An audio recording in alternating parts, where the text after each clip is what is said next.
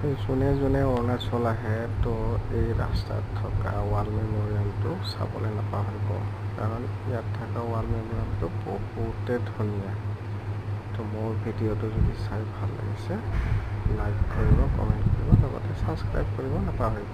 তো ইমান ধুনীয়া, আমিও এনে আহিয়ে থাকোঁ আমি, তথাপিও আমি ইয়াতে অৰুণাচল আহিলে আমি এই মেম'ৰিয়েলটো আমি সদায় চায়ে থাকোঁ। তো ইমান ভাল, ইমান ধুনীয়া, চাফ চিকুণ, চাবলৈ যে ইমান ভাল লাগে।